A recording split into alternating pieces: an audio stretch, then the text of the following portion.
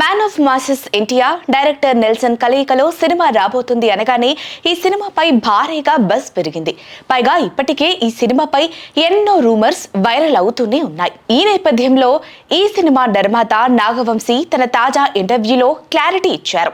Nelson NTR గారి cinema కథపై ఇంకా ఎలాంటి క్లారిటీ రాలేదని, కేవలం ఎన్టీఆర్ గారితో సినిమా చేయాలని నెల్సన్ మేం ఓ మాట అనుకున్నామని, హీరో గారితో నెల్సన్ కి ఒక మీటింగ్ మాత్రమే జరిగింది ఆయన చెప్పారు. మ్యాన్ ఆఫ్ మాసెస్ ఎన్టీఆర్ గతేడాది దేవరతో బ్లాక్ బస్టర్ హిట్ అందుకున్నాడు.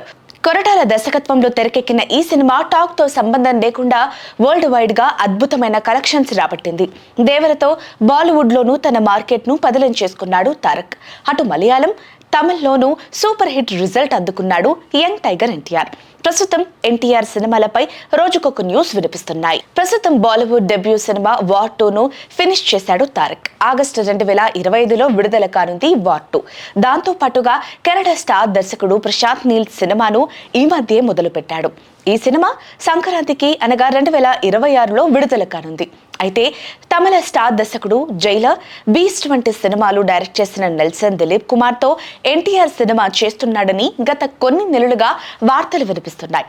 విశ్వసనీయ వర్గాల సమాచారం ప్రకారం నెల్సన్ డైరెక్షన్ లో ఎన్టీఆర్ సినిమా చేసేందుకు గ్రీన్ సిగ్నల్ ఇచ్చేశాడని తెలిసింది.